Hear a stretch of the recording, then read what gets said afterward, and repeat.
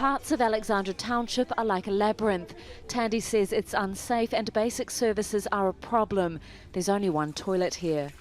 We're more than 50 because there's actually a full family this side. And they all have to share one tap. And this is where we get our water. She desperately wants to get out. Sometimes rats get into her shack.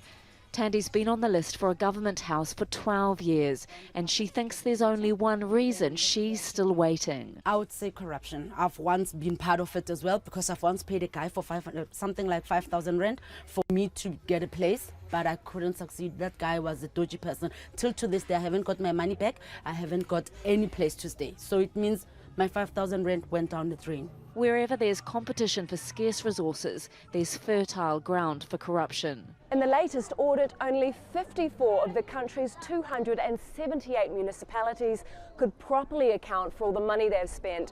Some of that's down to corruption, but there are other issues at play, including poor record keeping, which raises questions about the overall quality of governance at a local level. Duma wants to be part of the solution. He's hoping to be elected as a councillor in Wednesday's municipal elections. As you can see, there are 2 boxes full. He's been keeping track of people who are still waiting for houses, some of them since the 1990s. He says the governing African National Congress doesn't take corruption seriously. Whenever you have loose ends, whereby you find that your officials are doing corruption, there is this leniency of don't fire them, you suspend them. Allegations of corruption against President Jacob Zuma have dogged his time in office. But he and his supporters dismiss the accusations.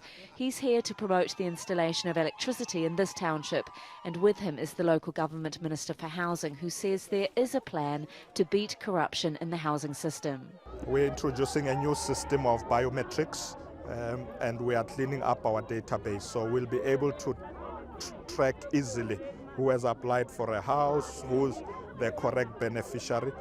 None of the issues in this election are new, but voters may have run out of patience. Some polls are predicting heavy losses for the governing party, which has been campaigning as if its life depended on it. Tania, Al Jazeera, Johannesburg, South Africa.